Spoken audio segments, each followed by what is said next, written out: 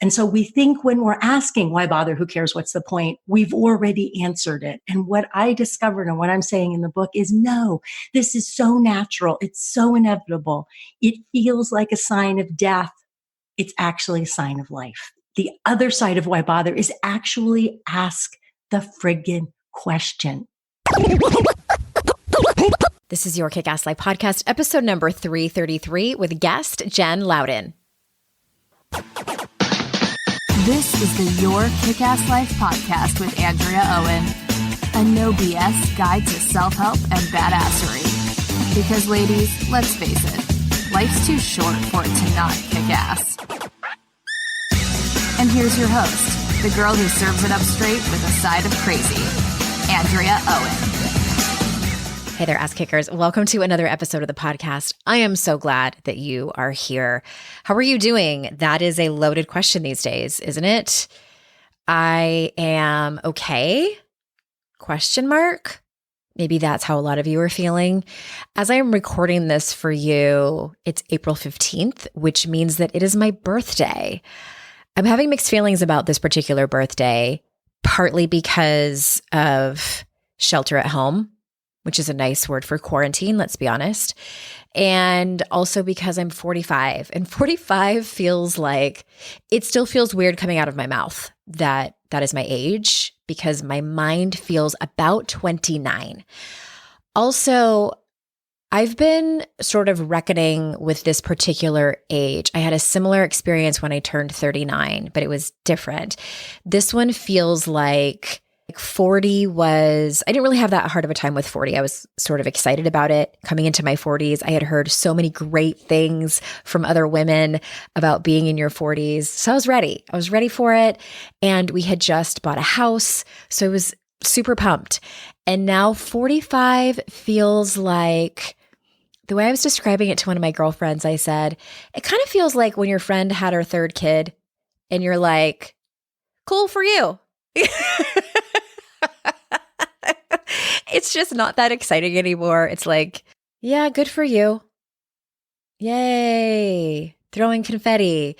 It just, I don't know. Maybe it's just me. It just feels like one of those ages where you're truly officially middle age. No denying it anymore. Middle age. There are so many great, exciting things about this time. I know.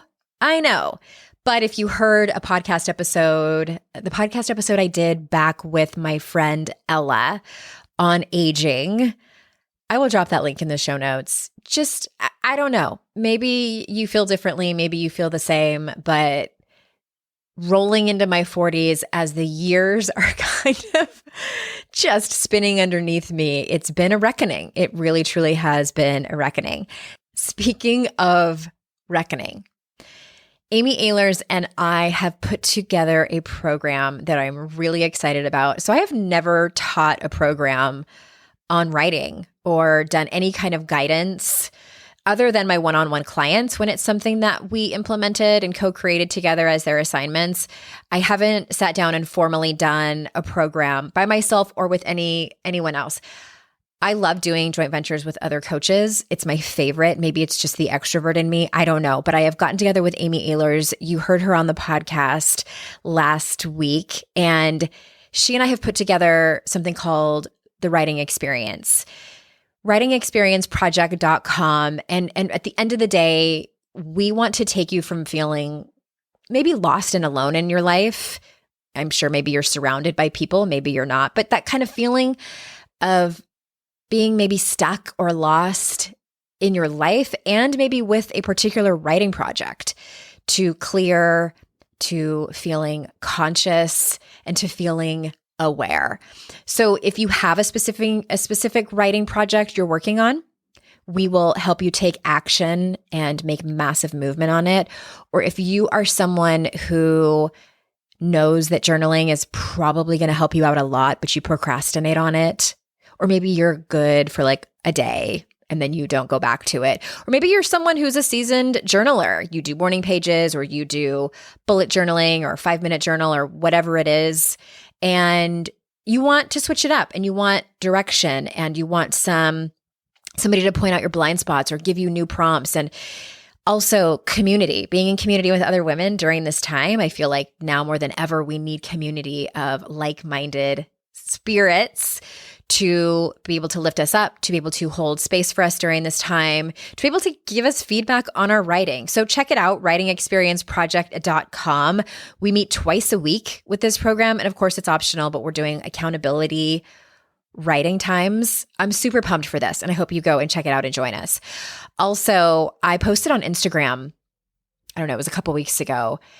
Just curious, would anybody want to follow my writing journey as I am writing this book, my third book, titled To Be Determined? And I'm about, I don't know, maybe 20%, 25% in my first draft. And I was sitting down thinking about it. I use this special kind of software. I have, by now it's my third book, so I definitely have a method to the madness of how I work. And I thought, I wonder if anyone would be interested in following the journey. I did it with my first book. It's so funny to look back on that and those videos and just how dramatic and nervous and anxiety-ridden I was. But I thought maybe somebody would be interested in following me along this journey. My manuscript is due on November 1st.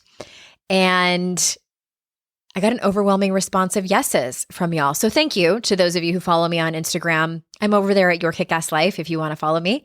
And I'm going to do it. So if you go to my stories on Instagram, you'll find it there. Instagram has this thing where it's called highlights. You have to go to my actual feed on the gram. And the title of it is called Writing Process. And that's where I have saved those particular stories, and you can watch them in order. It's going to be an ongoing thing where I document and giving you advice and answering your questions too. So 2 things to help you if you are interested in writing. And this doesn't necessarily have to be, for writers. Maybe you aspire to write a book someday. Maybe you've always wanted to start a blog. So go follow that on Instagram. And if you're feeling so inclined, writingexperienceproject.com. Also, we are having a very short cart opening time for this. It's not going to be long and drawn out.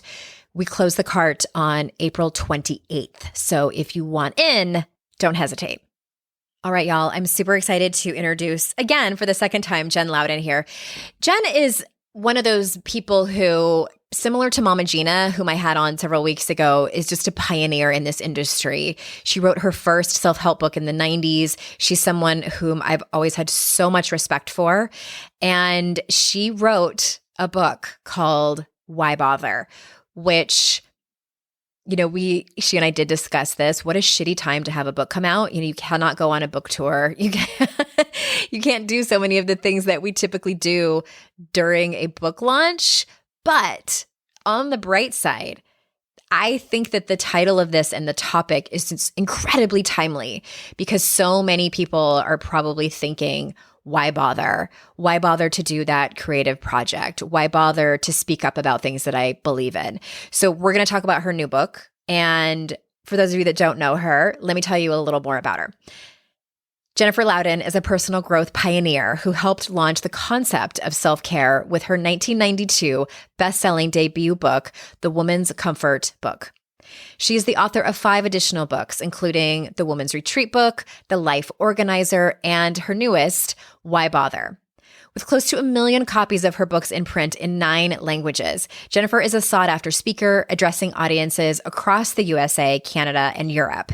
She's a former columnist for Whole Living, a Martha Stewart magazine, and has appeared on a number of television and radio shows and podcasts, including The Oprah Winfrey Show. Her work has been featured in People, USA Today, CNN, and Brene Brown's books, Daring Greatly and Dare to Lead. As an entrepreneur and educator, Jennifer has offered women's retreats for over 25 years. So without further ado, here is Jennifer. Jennifer Louden, welcome back. Thank you so much for having me. I've been really looking forward to this. I am excited to have you on because you were on before and we had such a great conversation. We will drop that link in the show notes. But you have a new book out, and I've heard about it for a long time because you and I are Facebook friends, and I've heard you talking about it and asking your audience questions. About it. I love, yes, that's what we do when we have these huge creative projects. And I love the title. And one of the questions I first want to ask you is, was this book born from you hearing people say, why bother to you? Or were you saying it? Or what made you sit up one morning and say, I need to write this book? I spent 4 years and 500 pages trying to write a memoir about a very long, extended, dark time in my life that completely and utterly failed as a work of literature. And when I went back and scanned through those pages, I saw what I'd always wanted to write about. And I think I've probably been trying to write about for 20 years. And that was this place that we find, all of us find ourselves in life, sometimes for extended life encompassing periods of time, sometimes in just one area of our life, which is why bother? Who cares? What's the point? Why does And it so, even no, matter? it wasn't from hearing people. I wasn't recognizing that people were saying it, but once I heard myself and saw what I had done to myself over and over again, exactly how I had not gotten my bother on at different junctures in my life, how I had done exactly or half of the thing that I didn't now could see was not the best thing to do. Then I started to see it everywhere. Interesting. Okay. And I have to ask, did you go back to the memoir?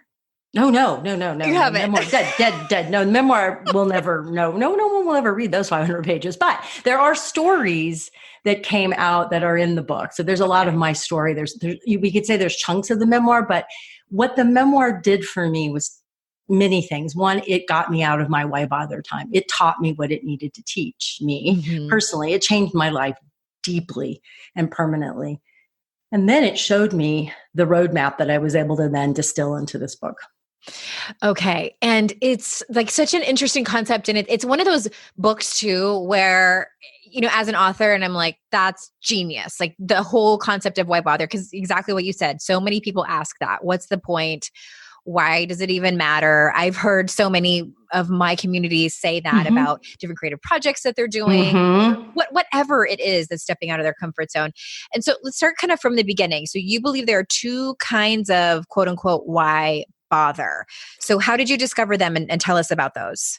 Well, I discovered them by being deeply mired in what I call the grubby bummer why bother, that you automatically assume has an answer that is bad. When you're asking why bother, what's the point? Almost invariably, you think you know the answer, which is there is no point. There is no reason to bother. There is nothing that can change.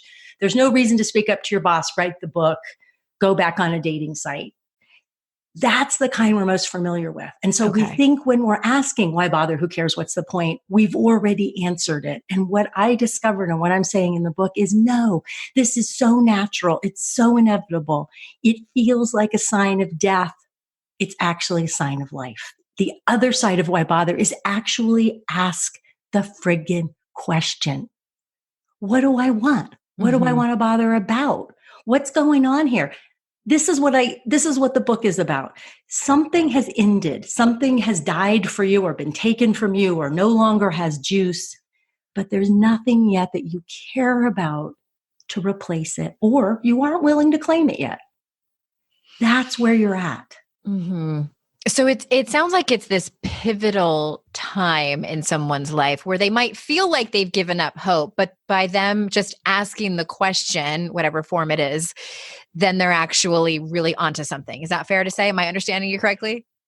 I think that's fair to say. And I think the other thing that I try to make clear in the book is that there is a place in these junctures. And again, they can be big or little. They can be very specific to one area of your life, or like in my case, my entire life.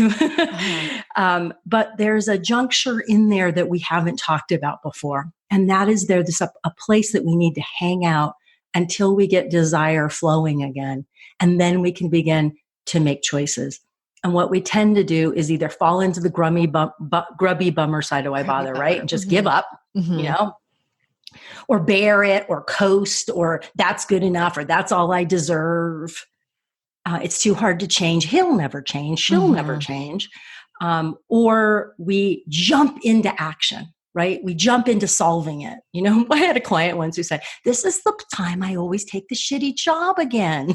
Oh, just something, some kind of change. Yeah, something. Some kind of At least action. I'm doing something. Right. And what I'm saying and what I try to outline in the book is how you can actually hang out in this place and recharge yourself and get to what's next, which doesn't mean it's going to be perfect or look the way you want, but it's going to have juice and mojo and clarity. I imagine that place is very uncomfortable for people. And by people, I mean me. As someone who's raising your hand over here, because I'm the type of person who would take immediate action, like your client, I'll just get the shitty job, because it feels better to have momentum than to sit in that gray area of inquiry and curiosity, which I have come 1,000 miles from, being in this industry. Kind of, it's like a hazard. We do that. But for the people listening, like that can be uncomfortable. Oh my God. It's excruciating. It's confusing. I was talking to my sister who's 60. She's quite a bit older than I am. She's 60. She's about to turn 65. Her job ended abruptly. She's not really ready to retire. She financially can afford to, but she's afraid of being bored. And she is completely stuck about what to bother about. Mm-hmm. And I was trying to coach her through this process, and I could just feel how much she doesn't want to be in this place of wonder and curiosity and try these different tools. And I know, I'm telling you, I looked back at my life when I wrote that memoir and went, oh my God, I rejected that place every single time. And that's what kept me stuck. That and being incredibly cruel to myself. Yeah. Yes. Which is a whole nother topic. Mm-hmm. But you made me curious about something, talking about your sister. So does this book speak to all ages, or is it for people at certain times in their lives? No, I wrote it primarily with women in their 40s and 50s in mind. But then when I finished it, and I was talking about it in some different events or retreats I was leading, I had women say, oh my God, I can't wait to give this to my 20-year-old daughter, to my 25-year-old granddaughter. And I'm like, oh, so I went back in and made sure there was examples of, feeling crippled by student debt, or feeling like you worked so hard, like our kids have. And then you get into the workforce and you're like, oh, wait, this is what I worked so hard for? Yes. So I do think that it can come. My first story that I tell about my first why bother time came in my 20s. So I think it comes repeatedly in our life. And again, so like a friend of mine said recently, she goes, yeah, I just had a why bother time this afternoon. So sometimes it's just kind of a passing mood that we can get curious about, as well as wow, it's really time to step back about my job, or, my intimate partnership, or et cetera.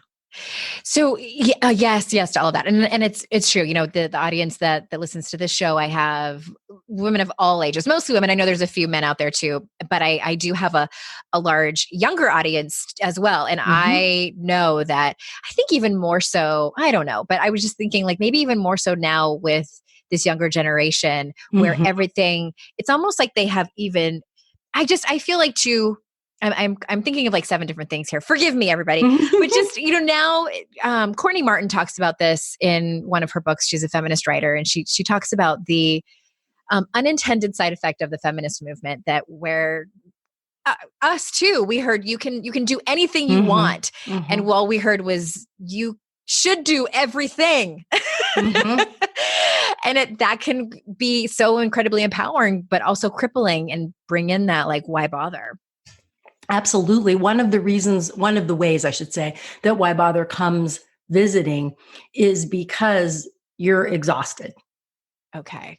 It's because of exactly that, because your standards of enoughness have become so high and so impossible to reach in so many areas of your life, that there's no way for you to feel a place to rest or feel satisfied. That is absolutely sometimes nothing about your life is the matter. Sometimes you really do bother, but you've lost the ability to declare what is enough for you. I feel that in my bones. I had one of those quotes that stopped me in my tracks today. And I'm going to read it to you real quick. It said, we expect women to work. It's more specifically, this is for working moms. We expect women to work like they don't have children, and raise children as if they don't work. So yes, I think everybody can feel that in some way or another. Well, speaking of feminism, and not just feminism, but just things that are happening in the world. And I know that as we're recording this, the primaries just happened, and we're about to walk into the 2020 election, which things are going to get things are going to get hairy probably around here. And, the climate crisis and how does asking why bother help us address these big issues that can sometimes feel so insurmountable in like our vote or our talking about it or volunteering doesn't really matter? Oh, it is essential. I cannot, if there's one thing that I want this book to do, is to help people get out of their own prisons that they make of passivity and apathy. The reason we do it is because, again, we don't know what we've decided to bother about, and we haven't embraced our own tiny, minuscule humanity, right? So we either have this like, it's got to be big, it's got to matter, I've got to give up my life for it. That's me. Or it's like, nothing, what is one vote? Why would I wait in line this long? So we create an internal story to keep ourselves safe, to keep ourselves from having our hearts broken, and to keep ourselves from realizing, I may work really hard and I may never know it did anything. Change, whether it's around sexism, racism, the wealth divide, and certainly when it comes to the climate crisis, is messy. It's the work of untold countless people. And I think part of what gets us into this apathy these days is this cult of celebrity. Like, do we have to be Greta Thunberg to do something about the climate crisis? Does it matter that we're reading a book? Does it matter that we're getting educated? Does it matter that we're divesting our retirement or pressuring our university to divest their investments in the dirty 50? Yes, it matters. But is it sexy? Is it going to get you famous? No. So we have to be curious about where are we falling into apathy, and then who can we meet with? What resources can we have to keep our head screwed on right about it? And the first one is, where are you excited about being part of making a difference? Maybe it's not the climate crisis for you, someone listening. Maybe it's about sexism or racism. I have a lot of friends who become really active in being voices against racism. Great. That's fabulous. Where are you excited? What fits into your life? And you and I were talking before you started taping, which is that we also have to remember that we are part of a structural system that is absolutely completely screwed and corrupt. And we take that personally. And that's what the self-help world has not done anybody a favor around. It's all up to you. If you just get your head right, if you just say enough positive affirmation, you just wanted enough. If you just wanted enough, so screw that crap, 100%, get it out. Just keep out damn spot. Realize that your individual actions often do feel meaningless because the systems are so big. And you've got to work on that internally to just keep seeing that and going, man. You've also got to work on, what are you taking in? What kind of news are you taking in? What are you consuming that's reflecting a doomsday apathetic story? Because that's what the news does now because of clickbait. Even the New York Times is doing it, right? Even, God forbid, you go to Fox News, right? I mean, really, if you want to see like fear mongering, it's jacking up and it's taking over without you even realizing it, a feeling of there's no point. Right. We're all fucked. Right. So you know what? And I just want to say about the climate crisis, there is no factual basis to believe we cannot turn this around. There is no factual basis. We have the capacity. We can do it. It's still possible. Yeah. And that's a fact. Yeah. I mean, I remember we did it with the ozone layer. I mean, I don't want to speak and make a sweeping generalization about like, well, we did it back in the 80s or whatever. But yeah, I feel you on that. And I love that your book touches on that and that I love just hearing you get so fired up about it. So thank you for that and sharing your energy with us. And well, like kind of turning back to the logistics of what you walk people through in the book. And because we all love a step-by-step process, Jen, and you share a 6-step process for turning to the bright side of why bother. So can you share some of that with us? Yeah, I still have to read the table of contents. That's okay. I do too. People ask me questions in my book. I'm like, what did I say? What page was that on? But I want to say why I named these stages early on, but I didn't make them super explicit in the draft that I shared with my beta readers. And one of my beta readers, who's a well-known women's leadership person, she said, I'm in a why bother time right now, and I'm scared, and I need to know that how I can progress through this. So I brought it out a little bit more clearly, but very much, like who knows where you are, and you slip and slide between these. But it's nice to have distinctions. Mm-hmm. And so those distinctions are leave behind. And this is what kept me stuck so long in my prolonged Job time, which is that I kept replaying. I wasn't there for my dad when he had his fatal heart attack from the chemo that he was taking for pancreatic cancer. I was in Italy. I didn't get back in time through my own choices to be with him when he died. I didn't handle my divorce right. So there's so many things that will keep us from bothering because we're replaying, beating ourselves up, staying stuck in what we can no longer have or do. I lost the job. I should have done this, this, and that.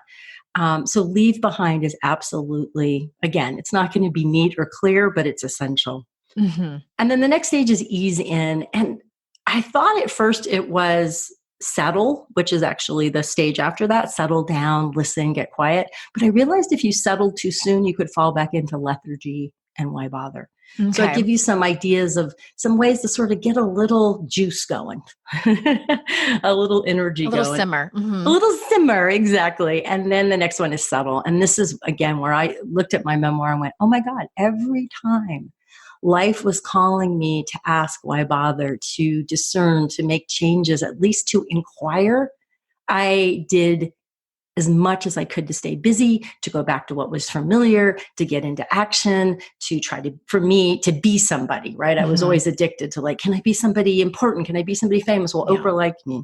So settling, it's difficult. It's difficult. And I still struggle with it, but it's essential. And then desire, which is the main concept of the book. And that is that without desire, there is no life. And what I see missing in the transitions that I didn't make the way that I wish I had made them, and the moments when I get lost now, and the moments that I have, frankly, right now about promoting the book, will anybody care? Mm-hmm. Will people bother about reading this thing that I care so much about, is to come back to my feeling of how much I care and how much I desire rather than the outcome. And I think what's missing for so many of us that we don't allow time for is to let desire flow again without knowing how it's going to work out or what it's going to get us. Can you say that again? That's so important. To let desire flow again without knowing where it's going to get us, what it's going to, how it's going to turn out. Is it going to be worth it? We're scared, I think. I shouldn't say me. I'm scared to let desire animate me, to love life, to love myself, to be here for it all without going, but see, it all worked out. Yeah. I have a best-selling book. I didn't get cancer, whatever it is. And I think that's the key idea in the book, is we need to let that desire flow to animate us again. And then it's not going to lead us to exactly what we want or make everything crystal clear, but it's going to give us the juice and the energy to keep moving towards what's next. Right. I want to pause there for a second, because desire, I feel like, is one of those things, at least I've seen it in my community and in my own personal experience, is that many times we get to a place in our lives where we don't, and maybe it's never been for some women, where we just don't even know what it is that we want anymore, what we desire. Oh, I feel everyone out there. My hand on my heart, I feel you. And run out and get Jen's book, because she's going to talk to you about it. Well, I want to super, super normalize that. And, and this is something I've been talking about in my work for a long time. And I'm finally glad that I have a way to do it in a book, which is that desire is frightening. It's a lot of energy.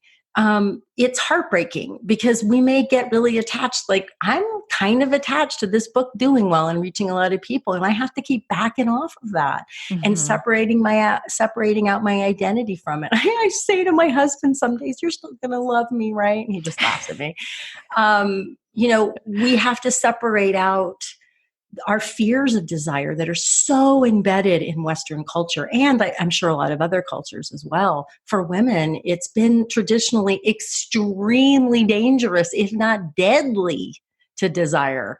To express it, to even want it, right? And it still is for, many billions of women in other countries. So there's a lot that we have to overcome when we're so busy, when we're so exhausted, and when we're fed so many messages of what we should desire or what it should look like with, again, Yep. reality TV, social media, even the things, again, we like, oh no, I don't believe that. Oh, I filter that out. But it's in the zeitgeist, It's right? in the water. It's in the water.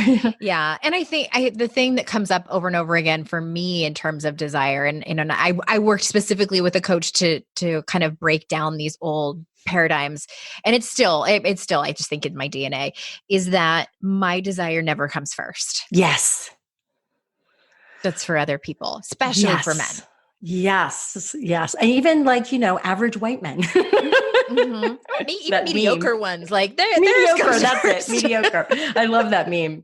Do what have the confidence of a mediocre. Have the confidence of a mediocre white man. I love that. Yeah. So I actually just can draw a direct line from my first book published in 1992, the Woman's Comfort book, when I first started talking to women about self-care and how like their eyes would roll back in their head and they're like, well, I get my nails done. Yeah.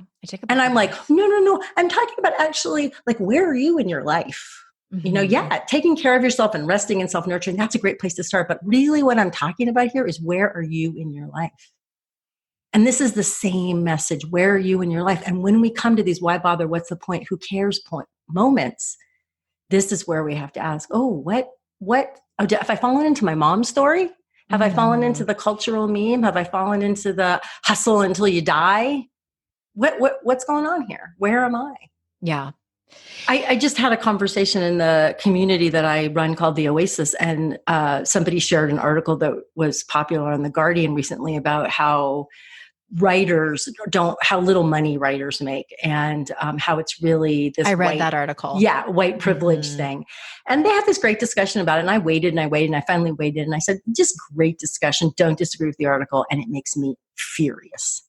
Because I had mixed feelings about it too. Okay, please continue.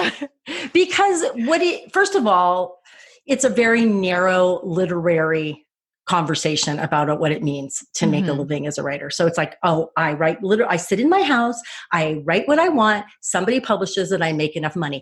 I'm sorry, that's never been true. That's been true for so few artists throughout history. We've all been out there, our entire historical artist community, writer community, hustling. You should have to kiss a Pope's ass. Now you might have to kiss a bunch of Instagram people's asses. Right.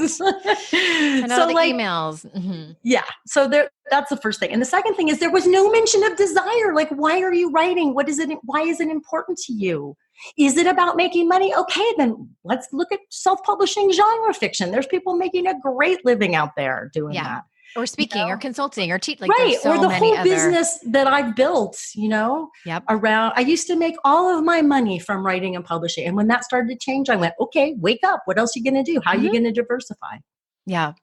Anyway, thank you for saying that. Like that. I was going to share that article and I had so much to say about it. I just didn't have time. And yes, I'm like, forget it. Never mind. But yes, I'm glad we're having this conversation because I want to point out one thing that was very true for me that this particular author / writer said, in that the very few people who can make a living just from writing typically had someone to help them. In other words, that they had a trust fund or had saved up a ton of money or had a spouse that worked full time. And that was my experience too. It would have looked very different. The situation that I was in, I would have just gone to live with my parents, honestly, lived in my parents' basement in order to make it. And they would have helped me. But I happened to get married and he had a stable job and insurance and all those fantastic things. And he was able to help me. So that part I did mostly agree with.